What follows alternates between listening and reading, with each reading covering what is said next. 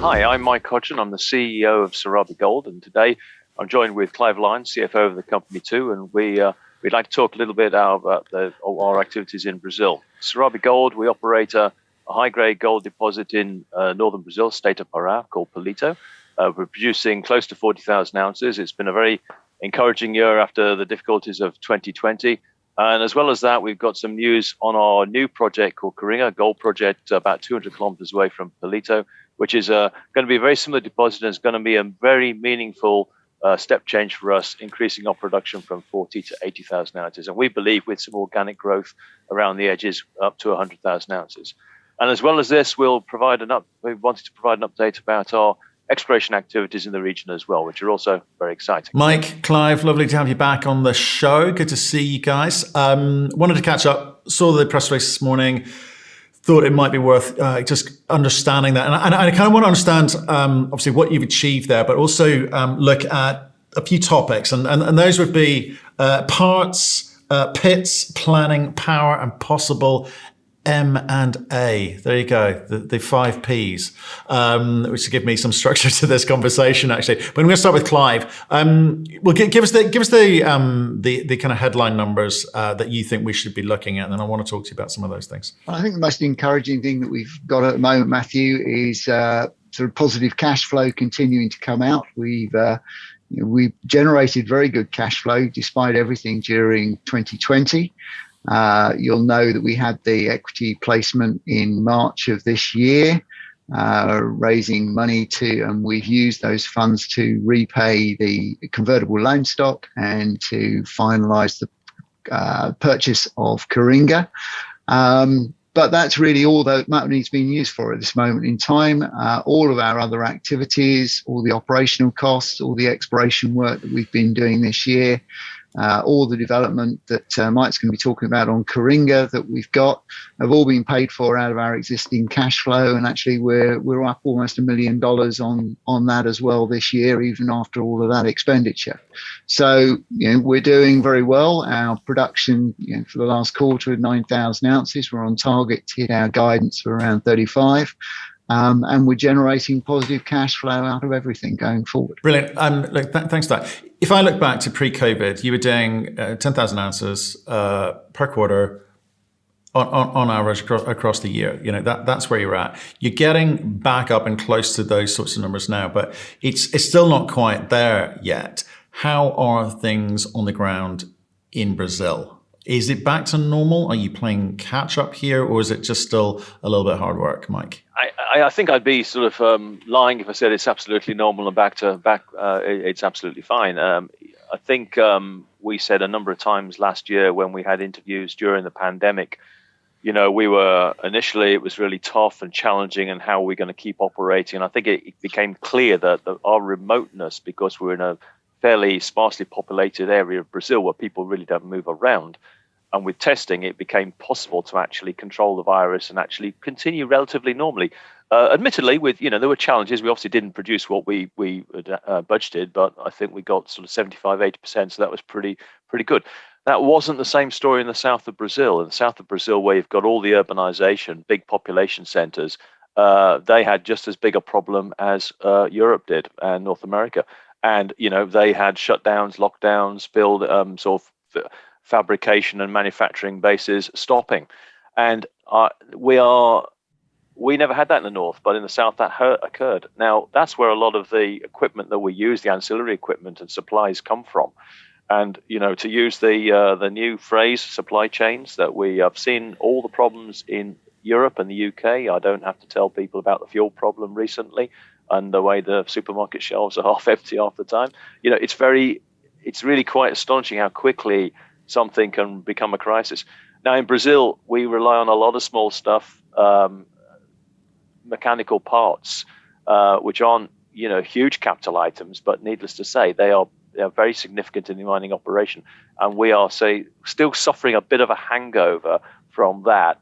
And we've got a lot of stuff on back order, which we're just waiting. We're doing the best we can. It is improving, but there are this supply chain issue is very relevant in Brazil and where we are, as well as it's been in the UK. And as I say, I think Brazil's probably things are relatively back to normal, but there's catch up to be done. And so we're doing our level best, but it will have it has had an impact. And I've put in the press release that our development is a little behind, and that is a direct consequence. And the drilling on the exploration effort as well. That's not although we've had some good releases, some good results, and we're encouraged by what we're finding. We've not been able to drill at the rate we actually want to do either. Direct consequence of the drilling contractor. It's a very good drilling contract, third biggest one in the world. They too are not immune from this problem, and they have struggled to keep the rigs turning due to getting parts. It's improving, but we're having to live with it. Well, that's why I wanted to talk about parts, because we've heard this from other companies operating in Brazil, that they're struggling to get the pieces. Not significant. They're small things. Like we talk about filters. Literally talking about small, not expensive things. Clive's got the money to pay for it, but you can't get them. And I'm just wondering, in terms of the planning bit of the P, is how do you work your way around that one? Or do we as shareholders and investors have to say, it's just got to work itself out? Kind of, as you say, the recent fuel crisis here in the UK, it works itself out, but it's going to take some time. And if so, how long are we looking at? Well, I think Brazil's pretty much back to normal now from what I've seen, and I'll be going again soon. We're sort of getting half what we need. We are getting stuff now where before we weren't getting anything, and we were just robbing Peter to pay Paul type thing, keeping faces going. But now we are beginning to get sort of limited supplies, not the full amount. I mean, last year, before when nobody knew how long this was going to last, and this issue now, the hangover we've now got, we were fortunate in all the essential consumables, like to keep the plant running and things like that, chemicals and sort of mill equipment, etc. We got all that, and we've always had a nice buffer. But we're not BHP, Ballet. We can't have a store's inventory with like $5-6 million worth of stock to have immunity to all of this. I mean, we keep a sensible amount, and which has served us well. But I don't think anybody expected sort of a delay like we have today. So there are some items today which we've got very close to sort of running out of, but we've just about kept going. But it's had an impact. But as I say, I'd like to think by going into the first part of next year, we'll be back to pretty much normal, and normal business will be resumed. I don't want to sort of create any kind of panic. I mean, our development rates, we set ourselves a very aggressive target in 2021 to ramp up production in 2022, and it was a super aggressive. We'd never even got close to these targets which we set ourselves. Now the parts have impacted on that. That said, we're still at a rate we've always done, so it's by no means disastrous at all. It's just we're sort of at normal development rates, and we wanted to be at exceptional development rates, and that's been the difference. So we'll just have to sort of move our targets from 2021 into 2022, and I mean that's what we'll do. But as I say, I think our production's been not impacted by that, and the development, to say, but it's been by no means a problem at all, a sort of disaster at all. Right, because if I look at the precious metal markets, all equities have come off. You guys have come off and moving sideways over the last 3-4 months, which I guess is a win for you in that sense. But you've been talking the game of moving from 40,000 ounces to 80,000 with the acquisition of Coringa. It's been a couple of years now, and I guess people are going to want to see this kind of your ability to drive the growth and production from that. They're also going to want to see you, and we've talked about it a couple of times, the exploration potential here. So something you just mentioned, which is your drill contractor, third largest, not insignificant, struggling to get parts. So in terms of the planning bit, can you go to another drill contractor and say to them, hey, why don't you pick up where these guys are struggling? Is that a possibility? Just to drive this growth story. I don't think it'll make any difference. I mean, the drilling contract we've got is very good. They've got plenty of capacity, plenty of rigs. I think we'll find the same problem everywhere, and I don't think it's a long-term problem. I think they will get this resolved, and we will, we'll stay with them. They've been very good in the past, and they'll be good again in the future. So I don't want to suddenly switch horses just to try to solve what I see as a very temporary problem. Okay, so I wouldn't do that. So are we putting exploration on the back burner because you need to focus on helping Coringa move forward? I mean, how are you planning it? No, well, as Clive said at the very beginning, we've done very well on our use of cash, and we're funding everything out of cash flow at the moment, pretty much. The gold price has been kind to us. The exchange rate has been kind to us. We're advancing Coringa. I mean, we can't build Coringa out of cash flow purely, but what we're doing at the moment, we can. I'll just talk about Coringa momentarily. We really pleased to put it into the development, finally get underground in July. We started the portal on the first ore body called Sera.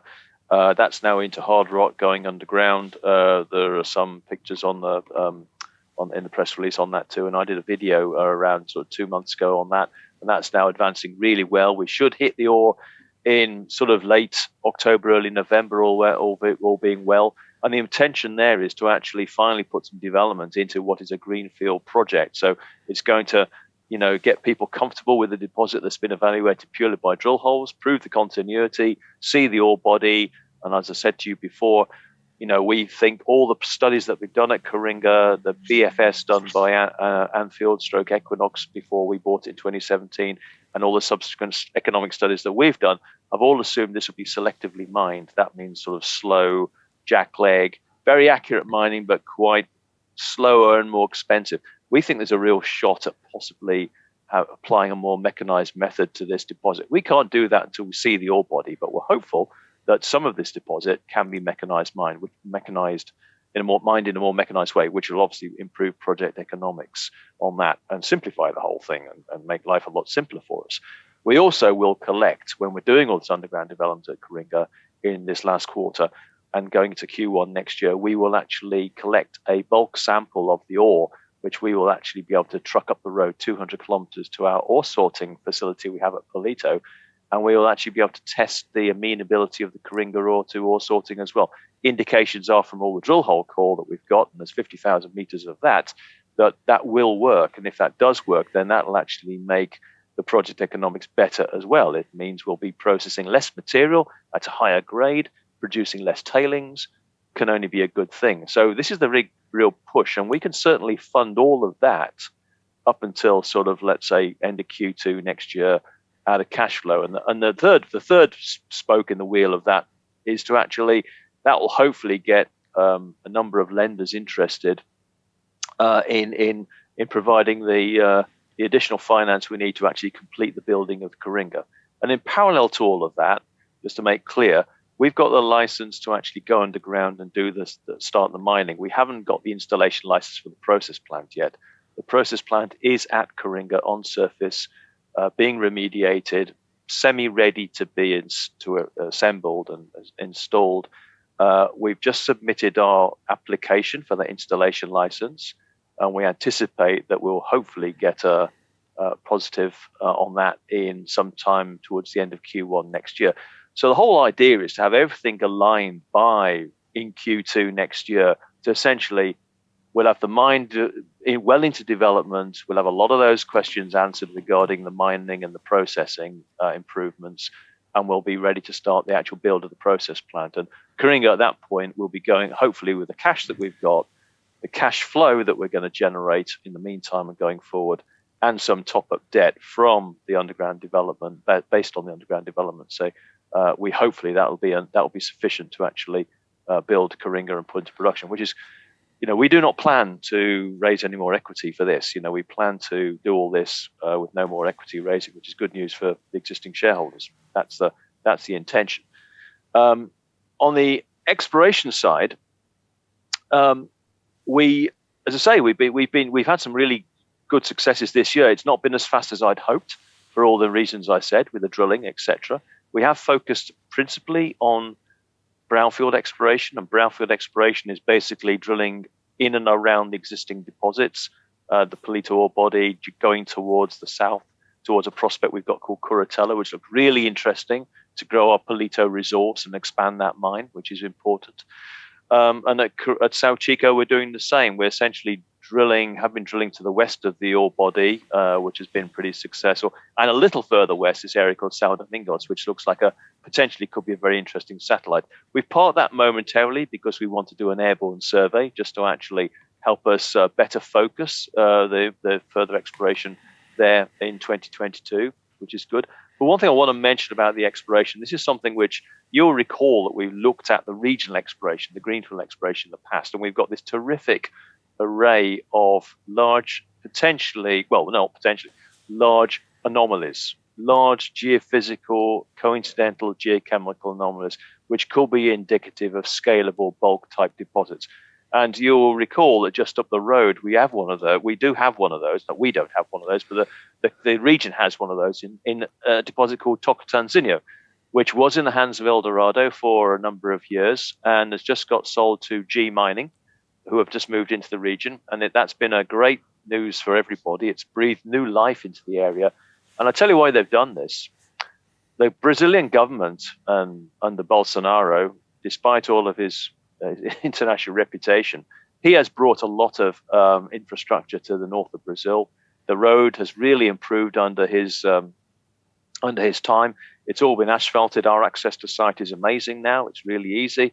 And he's also got contracts signed for the power upgrade for the whole region to occur by 2025. It's no coincidence G Mining bought this on the back of that, because without the power upgrade, nothing's going to happen in the Tocantinzinho. So with those power contracts now signed and agreed, we believe the power's coming, as do G Mining. And I think that puts a complete new complexion on the Tapajós. This is an area with unbelievable artisanal gold, placer gold production, third largest placer gold field in the world, and 30 million ounces produced, no real systematic exploration, no big finds except Tocantinzinho to date. Why? Well, nobody's gone there because it's because of the power issue and the access issue. Where the access has been solved, the power issue is going to be solved.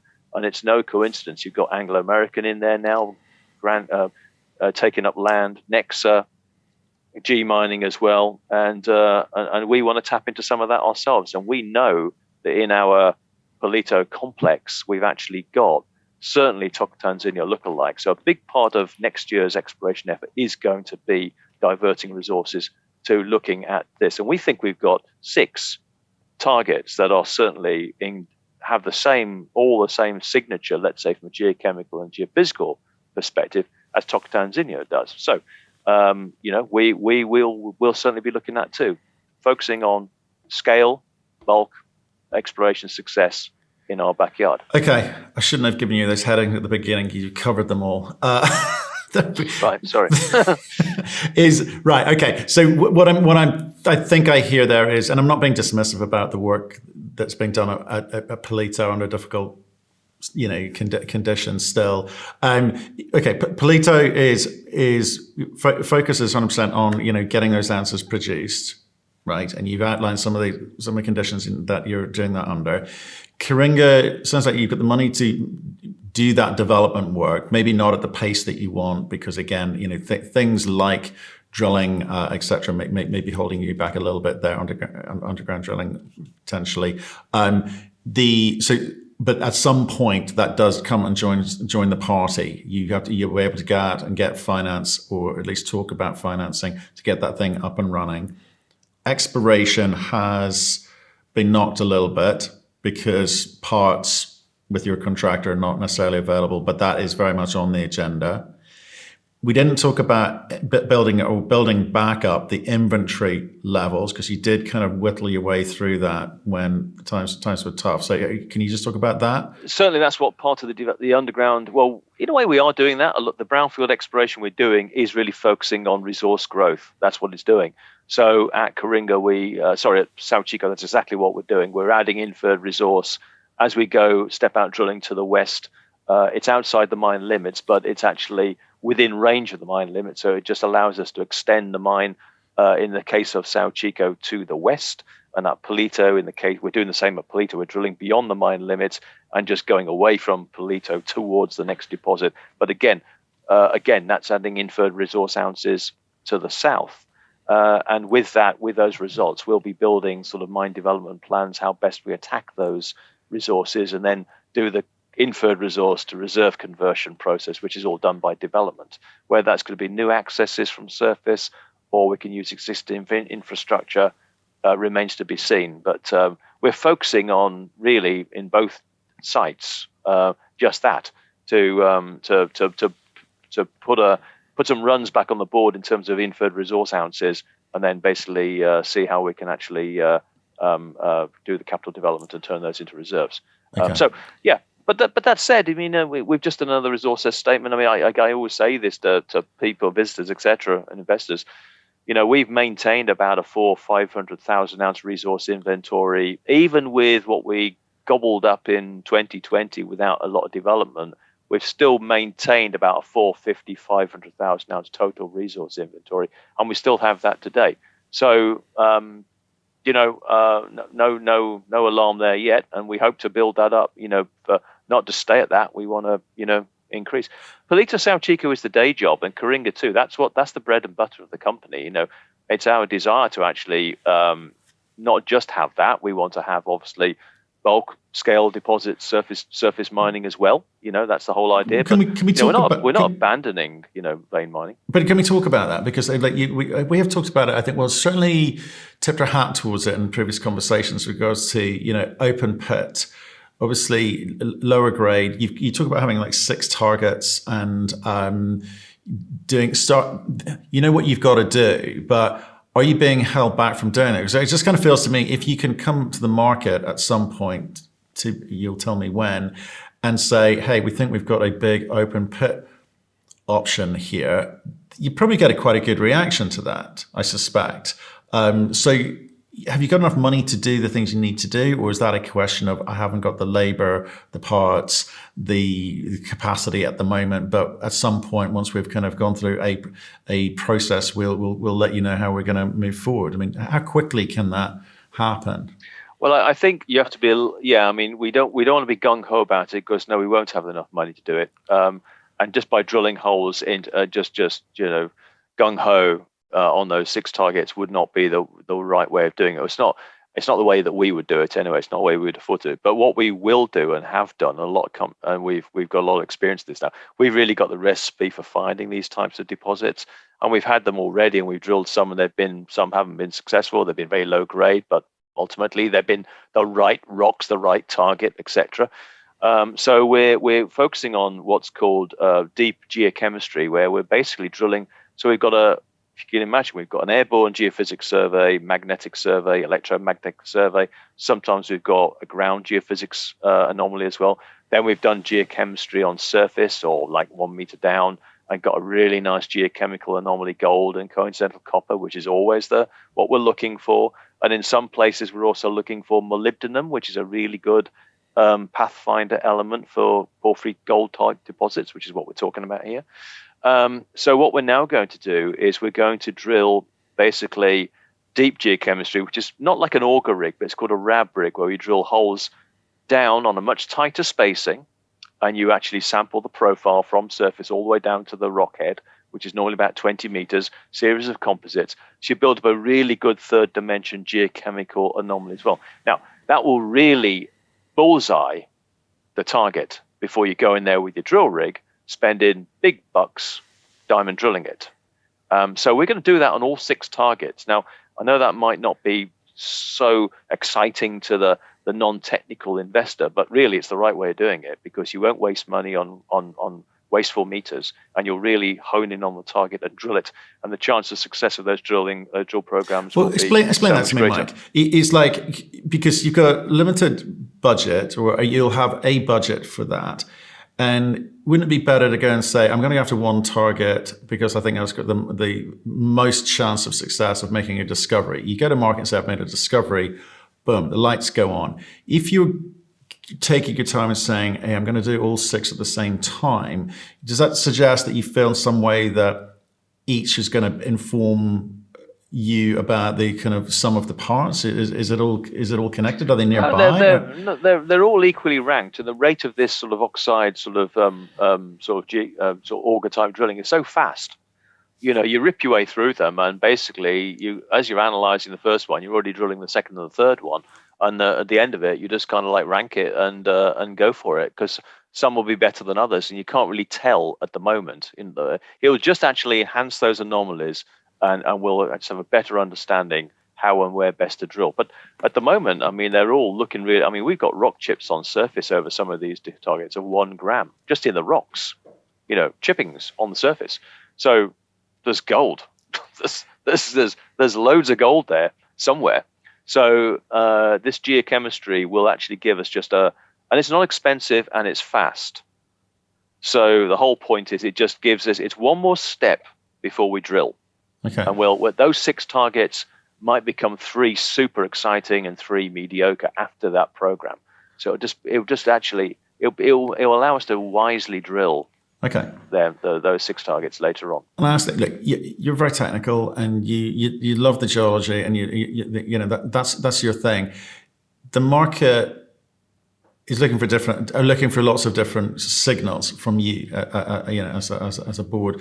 We've obviously, you talk about Tocantinzinho with regards to G mining, and I think you're coming on a panel with them in a few weeks, I think, as well. We've spoken with TriStar recently, who said, you know what, we'll get our pre-fees out, and then we're pretty much looking around for someone to take us out. We've spoken to other players in the region, and it just seems to be the kind of perfect storm for a lot of M&A activity. I mean, G mining being, you know, the first of, I suspect, a few moves in here. You've got to work out and say, hey, do we try and do things the right way geologically because that's the right way to do it and we'll get the best results possible? Or do we pretty ourselves up, put a dress on, a bit of lipstick, and make ourselves attractive to potential suitors? Or indeed, go out hunting for your own, you know, deals as well. You know, it seems like Brazil and mining just generally at the moment, you know, having come off a fantastic 2020, a kind of slightly more subdued 2021. People have got cash or got a good story, a good management team. M&A seems likely. Do you feel that is the case? We're always got our eye half open on that. Obviously, I think Coringa is helping an awful lot to actually make us. People can see scale coming. When we were just a small little 40,000 ounce orphan with high costs in a difficult location, not a lot of power, you know, I think someone said a while ago that Serabi were a nice little company that produced 40,000 ounces, drilled a lot of holes, but never really got any bigger. Well, this is the moment we're getting bigger. We are doing it, you know, and Coringa will be the platform to do that. The exploration's the icing on the cake. I mean, exploration to date has largely been resource replenishment from what we've mined. So a tidy story, a tidy company, 40 going to 80, etc. Still not, you know, out of the park exciting, but, you know, decent. I think the greenfield exploration I've just described and this sort of like change in the Tapajos with G mining and the power coming, etc., and this kind of ambition change that we've now got, I think is important, really important. It's something I've wanted to do for a long time. Because I think I'd be gutted if I leave Serabi and then someone comes along and finds a porphyry gold deposit, just 5 years time type thing, which is almost I think a real strong possibility. That's exactly what will happen. So we want to find it. Okay, but you know what I mean? It's like before COVID came along, there was a kind of resurgence there where people could see a nice runway. COVID's come along and interrupted the flow, the momentum, right? The growth. Yeah. Are you saying now, we talk about ambition, are you talking about your own ambition to grow what you've got here, or other people's ambition to kind of roll up a bunch of perhaps financially or physically stranded assets? Well, I think, you know, all those companies that are there, you know, they've got the same belief. They believe in the region, and G-Mine have gone there because they believe in the region. They think, well, we're the first mover in here, or we're the first mover, we're the first hard rock producer, but they're going to be the first company who've now got, let's say, what's considered to be the pedigree asset in the region, and you know, I think, you know, it's great news for the Tapajos in general. I mean, in terms of M&A, yes, we're always looking at M&A that makes sense. We're all, I mean, every junior CEO, every junior company will say they're undervalued, etc. I mean, we like what we're doing, but we won't turn a blind eye to M&A if the right company comes along and says, you know, we like the look of you, etc. Because scale is everything, isn't it? It really is. We've known for a long time battling along with 40,000 ounces is really tough. You make a little bit of money, but never enough to do anything seriously.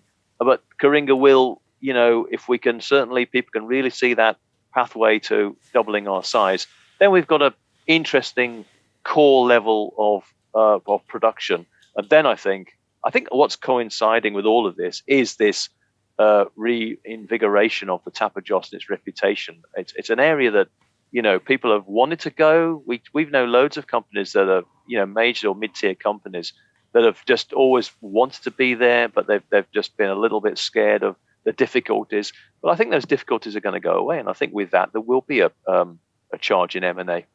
But that's kind of going to be the catalyst. I really do believe. But in the meantime, we'll just do our job, which is build Coringa and hopefully get a greenfield success on the way. And if that means someone comes along and sort of wants to do a deal with Serabi, fine. But if they don't, fine. Clive, talk to me about what's happening in the marketplace in terms of conversations with brokers and banks, etc. I know you're good for cash for now, but you've always got one eye to the future about what you're going to need to be able to do with Coringa. What's the tone and the mood in the marketplace at the moment? Because 2020, people were like throwing money around. It was easy. Yeah, and I think the answer to that is we had some sort of outline term sheets in our hands earlier in 2020. Groups that sort of reputable, well-known banking groups. So that's very encouraging for us. And actually, there have been more that have started to approach us, in actual fact, seeing Coringa, seeing our development story, seeing us moving that forward and wanting to get involved. As we've said, the great thing for us is that Coringa is fairly low capex. We've got a $25 million build cost based off the PEA. That is not, you'd like to think that's not too difficult for a company with our size to be able to plug that sort of funding gap and debt gap. So it's encouraging that we've sort of now got 4 or 5 names circling around that are interested in helping us to fund that and moving that one forward. And we're in conversations with those as we speak. Outside of that, there are other opportunities. We can still look at, and there's been a lot of money and a lot of royalty deals struck as well, and we'll continue to talk to people like those as well, because that may be another good source of capital to either sit alongside or replace in some ways the debt. I tend to think it'll be a mixture of the two if we go down that particular route. But again, that's other options that are available to us. Beautiful. Look, gentlemen, I appreciate the update. Obviously, a lot of moving parts. I know, Mike, you mentioned that you're probably heading out there soon, but Clive, so are you. What are you off to see? I'm down there. It's been a long while since I've been down. There's been a fair few changes going on, which everybody will be aware of. But so we've got a sort of change in our management team down there, and this will be. We've been having daily conversations with them, but it's always good to sit down and really spend some quality time with them. So we'll be down there in November. An audit tick. Gone. Finito. Audit sorted out. Unqualified opinion, which was very good at the end of the day. I struggled to get there, but yes. And I struggled to get there because, as Mike said, unfortunately, Brazil has, I suppose in some ways the same as the UK. People have been remote working, and that's made life a little bit more difficult, a little bit more testing to get the work done that needed to be done to get everybody into the right space and comfortable with everything that's been happening. But yes, that's all behind us now, and we're moving forward.